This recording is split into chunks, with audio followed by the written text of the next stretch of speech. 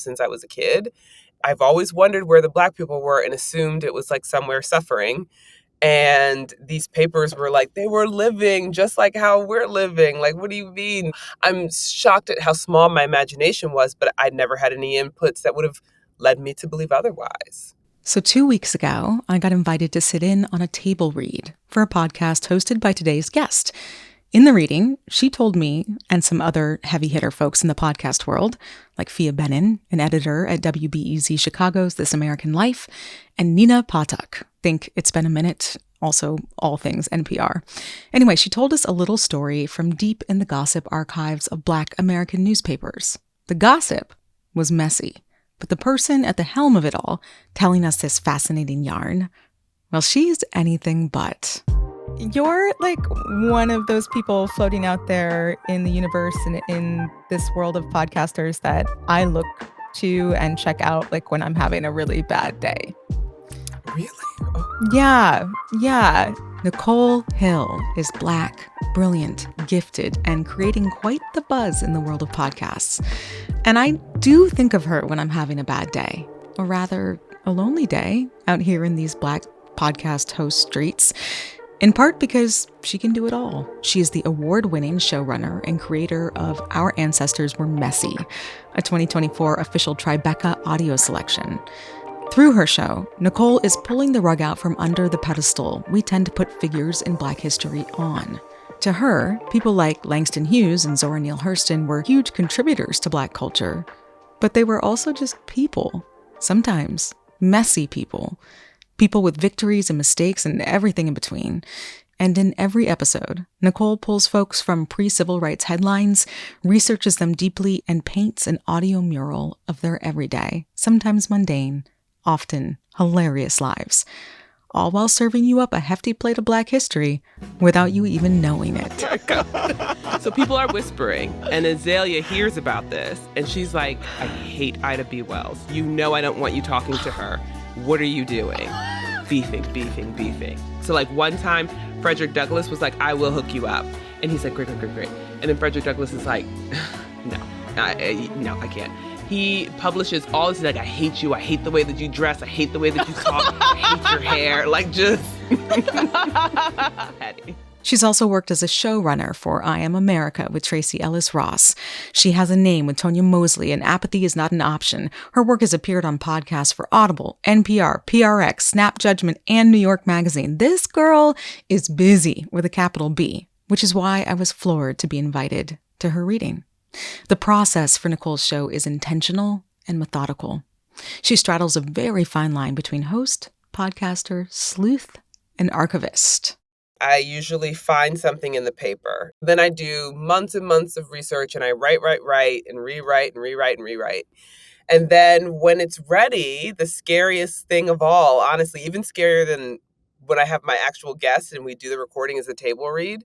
So I invite like 2 or 3 people and I read them. I'm meant to be like performing the script for them because my mandate is to be both educational and thought-provoking, but to also be entertaining. We were educated, and we were definitely entertained. Nicole told us a story about Paul Robeson, the athlete, singer, and activist, who was pretty much the MLK no one ever heard of. And I had a lot of fun. So much fun, in fact, that we stayed until it was dark. Paul plays twins in love with the same woman. One twin, hardworking and noble. The other, an evil reverend. I keep going? Mm-hmm. Oh, now you're a new person. Yeah, do a different voice. Go on. Paul appears in Eugene O'Neill's play Emperor Jones. Now he's huge in Europe, and his profile rises in the US. I wanted to talk to Nicole after this reading to find out how her brain works, first of all, but also to learn more about her point of view. I mean, Black woman to Black woman, calling our ancestors messy could be a tough sell. I wanted to ask Nicole straight up, where did you get the nerve? Like, really, when it comes to Black folks, we're so busy fighting for our humanity. Can we afford to be painted as messy? For, Black folks and for Black women like you and me, like the posturing is a lot, right? And so I just wonder, like, do you ever feel like you're kind of crossing that line today with your show? I just wanted to tell a story about these people that I think are giants and normal and more representative of who I will be when you look at history 1,000 years from now, which is like there probably won't be a statue, but there'll be a human. From Vermont Public, this is Homegoings, a show that invites you to eavesdrop on candid conversations with people who will challenge what you think you know. I'm Myra Flynn. Today on the show, the indomitable Nichole Hill, showrunner, host, dreamer, maker, and unapologetic gossip spreader. We're going to dive right into what it takes to keep doing this work as Black podcasters during such divisive times, and why Nicole thinks our ancestors, their jobs, their activism, and their messy relationships are so dang interesting. This is Homegoings. We're a proud member of the NPR network. Welcome home.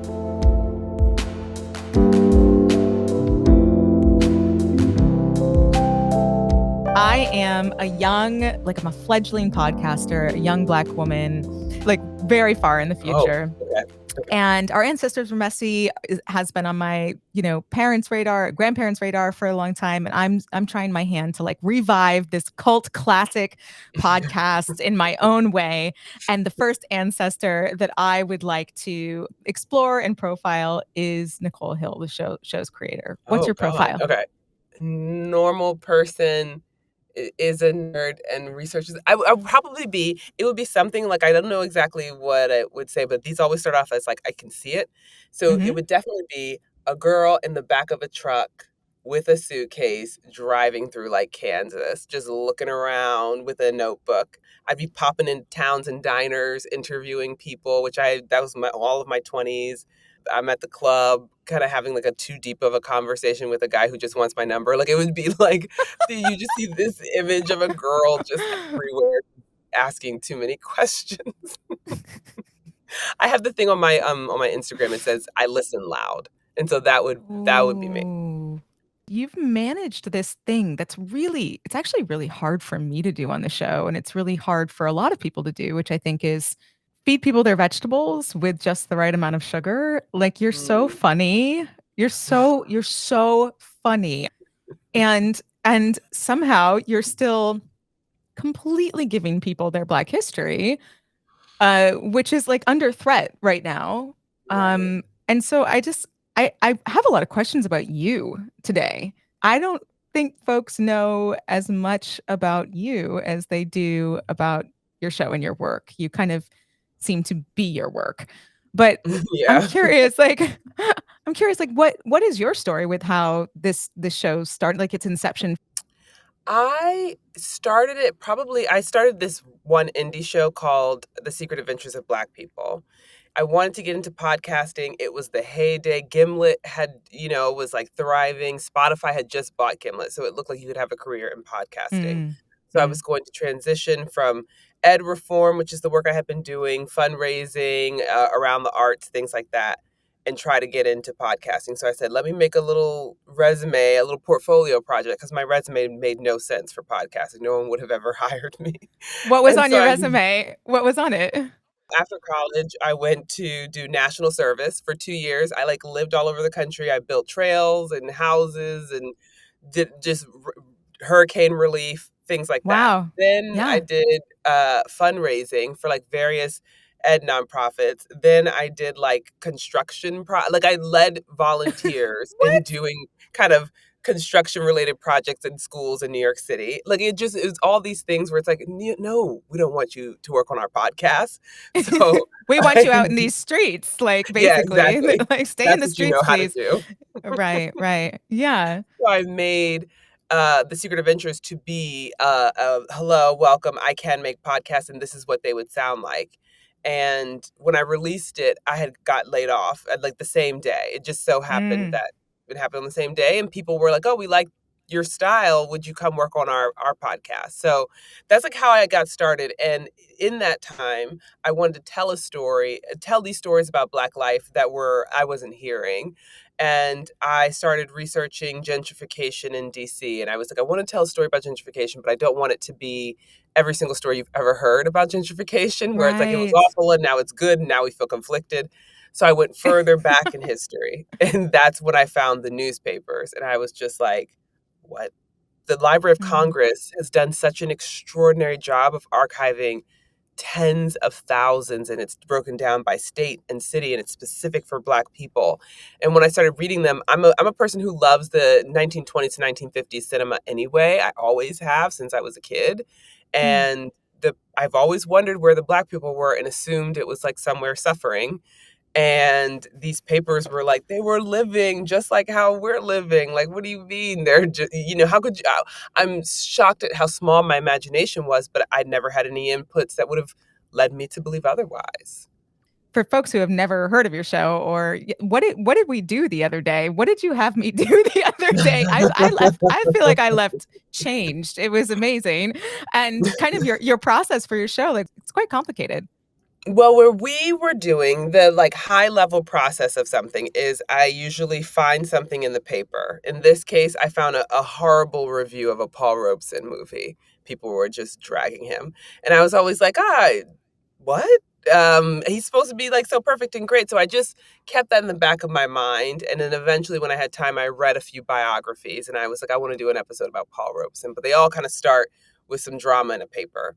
So then I do months and months of research and I write, and rewrite. And my team will edit the scripts and send me additional research. We'll talk about all these themes that I think are coming up in the story. And then when it's ready, the scariest thing of all, honestly, even scarier than when I have my actual guests and we do the recording, is the table read. I invite like 2 or 3 people and I read them. I'm meant to be like performing the script for them so that Mm. because my mandate is to be both educational and thought provoking, but to also be entertaining. So I need a guest to see how they experience the script, and I need an audience to see how they are experiencing the script and what questions come up for them. And it's a hard process because the table read is meant to find all of the things that aren't working, the little rabbit holes that I went down that were really exciting for me, but not the best for the story, or like Mm. not really getting the ancestors thing across is really my deal. And so I think I was able to pick up on a lot of those while we talk, but it's also just to see how it feels to tell it and what works too. I mean, what works is important when y'all laugh Mm. and when y'all gasp. And so there are like these points Yeah. that are kind of unique to the show because it's like, is it confusing or is it shocking? And Mm. I like for people to be like, wait, what? But I think in a traditional piece, you would want people to be really clear all throughout, but I'm trying to like throw you off a little bit. So it's just a lot of testing. Paul feels like a cardboard cutout of just like a beautiful talent, like insanely talented guy. You're just like everything. You're like football player, lawyer, actor, singer, but like I don't. She's like telling him what to do. Yeah, and like everything seems like she's making friends with this guy and she has her roommate, and like I guess I feel like you can like lean into that if she's like actually the brains and he's just like a pretty This is pretty tough himbo guy. But like What a rich process. I think you said when we first met up that it took you like 5 years to launch season 1. Is that true? 5 years Yeah. of all this research? Did you get bored of it? Yeah. No. I mean, Yeah. I just because it's me, it's Mm. these portraits of us that I was kind of like I feel like a archaeologist like digging around and discovering. Mm. And I am kind of a solitary figure, so I do like to be alone, just I think I've had to be a lot of things to make the show, but mainly I'm a writer. And so I just like to just sit with the history and be like, what are the combination of words I could say to make you feel this? With Mm. a lot of Black history, you think Black history is usually presented in a very intellectual way or hot takes. They were doing respectability politics, like dismiss them, or, this is about the Yeah. Black body. But I want you to feel it, like how it feels when you watch a good movie and how it feels when you hear a beautiful song. It's not an intellectual exercise. And so I just had to learn how to be a better writer, how to be a better researcher. For centuries, Russia's labor system of choice was serfdom. Everyone points out it's not technically slavery. Peasants were just legally bound to the land they were born onto, and they had to work that land and couldn't leave or change jobs or travel or marry without the landlord's permission. But the landlord didn't own the people, just the land. the land was making them do all that stuff. You know, like those girls who were like really into Greek mythology Oh yeah, in high school, right? Okay, that so was there's me. like, was it you? I mean, I guess like there are certain people who are kind of fascinated with other periods of time in time.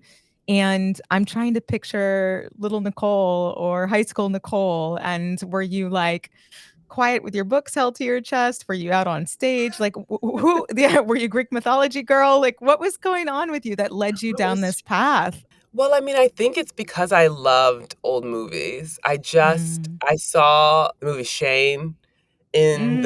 I was in 7th grade science or something. No, it must have been in English. And they wheeled in the TV Yeah, and they they used to showed wheel it. it. Yeah, they used to bring those in and they put it on and I just like the title score is one of those moments I'll always Mm. remember. And I went home and I was like, Mom, like, did you know there are these movies that look like this? And she was like, yeah, here's Turner Classic Movies, here's AMC. So I've been watching them since forever. And I loved history. I love Greek. And I just like stories about other places and times. I think it's fun to escape into that. Mm. I've always found it fun to escape into that. So this probably was always going to happen. And there's a lot of questions about the research, which initially I was taking such offense to because I was Oh. being like such a little artist brat. I was like, you should be so lost in the storytelling that you don't even notice the research. But Except these stories have like never been told I properly. So mean, the research is such a flex. I mean, yeah, but now yeah, I've gotten over that. But for me, what I was yeah. trying to do, because what I do for a living and what I love is interviewing. And so I was just interviewing them. And Mm, to get the answers, you have to do all this extra digging and stuff like that. But the research part of it, I thought would be the least interesting because I'm like, well, people don't usually ask me about my interview process, like how I prep for interviews. But that's right. truly what I think of it as doing. What is your day job I make podcasts. for other people? I do, yeah. I usually take on like a lot of clients and then I show run, so I'll manage their whole production, or Mm. I'll just manage a piece of I do a lot of story editing or consulting with people about like how to get things going. Oh, I love That's that. my That's really world. cool. Well, that's cool. So fully immersed in the podcast world. So much. I just started thinking about the title of your podcast. Our ancestors were messy, and I'm like, that is busting down so many stereotypes I feel about the like almost like elite reverence that Yeah. our people have for our ancestors. Like, not only will we not speak ill of them, but like they are, you know, held in almost a saint-like or godlike place, I think, for a Yeah. lot of us and how we were raised. So to see your title, Our Ancestors Are Messy, I'm like, wow, like how dare you? But also I like, know. thank you, you know. Have you ever like Mhm. kind of battled with, I guess, the right to take away some of that reverence and kind of Oh, put people on display? absolutely. I mean, the first 2 Yeah. years was me writing reverential histories and people being like, "This is good. This is nice." Like, being really bored, though, but not bored, I don't know, being engaging with Black history in the ways that we typically engage with Black history, which is just sort of like, "This is important, and this matters," and they were very brave and, um, okay. But then I hear the way people talk about, like, Bridgerton or something, or I hear the way Mm. that people talk about The Housewives, or I hear the ways that people talk about, like, whatever Beyoncé is doing, and it's passionate, and they were so passionate. When I found these newspapers, I was living in DC, and I was up the street from the Capitol. I was there during the insurrection, and it Whew. sucked. It wasn't a good time. It was a No. bad time, in fact, and there's a park that I used to always walk to because we were in lockdown, and I would go to this park all the time, and once the insurrection happened, they stationed all these soldiers there, and so I would go and I would sit there, and everybody had always been walking through around the park looking like hot messes because we were in a pandemic, and then once the soldiers came, everybody starts I'm like, "Why is everybody in these nice yoga pants?" And, like, their ponytails are, like, brushed? What's going on? And then they're all going by the soldiers and they're being like, "Thank you for your service," and, like, being all, like, flirting with them, buying them food. They were being fed. It was ridiculous, but I was Whoa. like, oh, here at the end of things, everybody's just trying to find a boo. One day I went for a run. A dude with a giant machine gun is like, hey, girl, like the National Stop. Guard member working. Yes. I was like, are you trying to hit on me with a gigantic gun in your hand and a tank behind you? We just got insurrected, but this is who we are, and that's never going to make a history book. So it's going to seem like we're crazy or there's something wrong with Mm, us. But this is who we are. While they were trying to fight Jim Crow, that's what I love is the juxtaposition. While they're trying to figure out what is it going to take to beat Jim Crow, there are also these like advice columns that's like, my sister is sleeping with this married man. My neighbor's dog is so loud, and I'm thinking about like, what can I do to get this dog out of here? Like of course, they were always doing both. And so what I mainly wanted to do was to show the mess of like having to try to figure out like what is it going to be to be Black in America when my parents were slaves. We're the first generations to be born free, so we're making it up. Where do mm, Black people like live? Like, is North Dakota a Black state? Like, I don't know, let's find out. So like I love the messiness of exploration of identity. I love the messiness of interpersonal relationships, and then I loved all the messiness of their conflicting ideas about what it would take to beat Jim Crow in the end. And my team and I talk a lot about the underlying philosophies, and that's the stuff I really want to talk about all day, but nobody's going to be like, listen to a podcast that's exclusively about the philosophies of 1930s Black people. I would totally listen to that podcast. I would like be the first to sign up for that course in college. So some of us can all nerd out That'll be the together, next but one. I hear you. That'll be the next one. Yeah. And it Yeah, might come about at a very necessary time. So, true. um, yeah, textbooks are next on your agenda. You're going to start writing textbooks. Cool. I'm ready. I'll just throw that on there, yeah, on the list of Yeah. things to do. Can you tease a little bit of like what we got into with Paul Robeson? Like this dude was very messy. We talked about Paul, who is famously an actor. I think everybody sort of like usually when you bring up Paul Robeson, people will say like, "Oh, is that like, did he act or something?" I don't know. People aren't sure exactly why they know his name. I was You asked interested in him. me. And I was Yeah, like, yeah. I feel like my black card is about to get hella revoked because It's I was like, I can't. I was like, I know this name, but why? So yeah, okay, all But right. that's a But I story found that's out why. universal. Exactly. So I Yeah. dig into Paul, who was for his time, for the new Negro movement, which is what was happening before the civil rights movement. He was MLK, he was Malcolm X. And he is like very intentionally and systemically erased from history along with the movement, the new Negro movement. And it's just sort of Mm, replaced with like, they just did the Harlem Renaissance, and so love the art, and there's nothing else to see.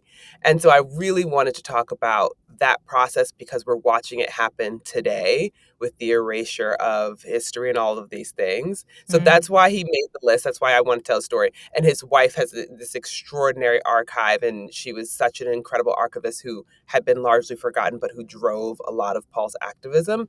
And also, I mean, he was in the streets, and his wife was he was really in in these it streets. too. Yes, his wife was in the So, streets too. Oh my gosh. mhm, they were renegotiating the common boundaries of marriage. I think the Mm. accepted boundaries of marriage and relationships at that time. She wrote all about it in her diary. She intended for her diaries to be read. It's wild. So I was like, okay, we can get into some serious stuff and we can have a little bit of fun too. Thea will be playing the role of Essie, and you will be playing the role of lying, cheating Paul Robeson. Nice. I am the reporter. Okay. Okay.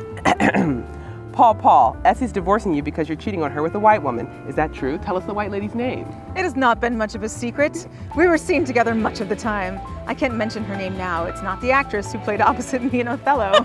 Don't look over there. I feel like most writers would have this tendency of like, you should just come with me on the ride and trust that in 45 minutes. I'll tell you why we're on this ride. And it's like, you cannot I do do this. that.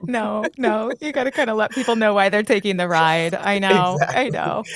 So there's a lot that had to change at the top, which you all were so. That's the reason for a table read is like you all had all these notes, and it was like at first when I first left, I was like, well, they just don't get it, and I don't have to. This is like the constant process where I'm just like nobody gets what I'm trying to do, and then like the next day I like reread the notes, and I'm like, these are good notes.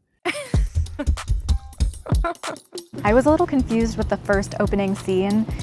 I know a little bit about Paul Robeson, but then I was like, are we talking about his dad? And then like, wait, why are we talking about his dad? Yeah, I got a little lost there. I don't think you need to explain Hitler as much. What about fascism? That section explains fascism. I think you can do it with Mussolini. It's around this time that I feel like I'm getting a little bit of a history lesson. Who is that for? Is that for Black people or is that for white people to be able to like catch up? I'm kind of having that experience just right there. Wait, Yolanda's white? Yolanda's white. Okay. I think she should focus on her health. I don't think any of this. She needs to stop talking about it and writing books about it called Negro. And Call it Negro. Yeah, it's just like.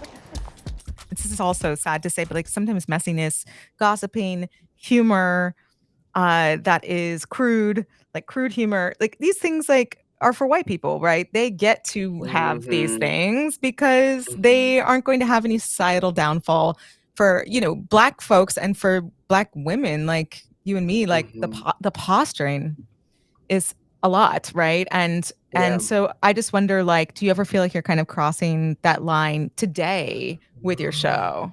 I thought a lot about being a Black woman host, and I usually work for like these incredibly accomplished, powerful Black women, and I'm their showrunner. And the pressure on them is so high, and their presentation is so elite. And when we get to talk one-on-one, it's like, of course you can let your guard down, but then they're going to be speaking to tens of thousands of people, and a lot of folks put so much on them. And I feel like a lot of what I do is data-driven, but I feel like a lot of when people respond to me best, my work best, it's when I'm in conversation with someone and when I am being a little bit less serious. Like I've done improv. I love theater. I just like to laugh a lot, and would prefer to be laughing than to be kind of inspiring people with like a beautiful. I'm not a poet. I don't even really know how to like get on stage and do that like Black woman speech. I mean, it's gonna be silly. So I leaned into something I thought I could do well. I will say though, the truth is I'm a little bit afraid I don't want to speak for the race. And when you do something like this, you're meant to, especially if you're a Black woman. And I really don't want to. And I thought if I was being funny, then maybe the pressure to know exactly how we should interpret these histories and if they were right or wrong, just the pressures we put on our own selves and our own history to be like, well, it was wrong because it didn't fix everything. Every story that I've presented, I believe in them and I love them, and I take a long, long, long time to be sure that I am honoring the complexity of who they were. And that's the point of all the context and the research into, okay, well, what was happening in the elections in that year and what was going on with the Great Depression and the war and all of these other things so that you can understand why a person would have made the decisions that they make. I just wanted to tell a story about these people that I think are giants and normal and more representative of who I will be when you look at history 1,000 years from now, which is like a human. Probably won't be a statue, but there'll be a human. Yes, she was among the number that voted in the right way, that went to the march, that read the paper, and that contributed to hopefully a better world. That's all I wanted to be. Thanks so much for joining us. If you want to continue to be a part of the Homegoings family, stay in touch at homegoings.co and subscribe to the Homegoings podcast wherever you listen. Take good care.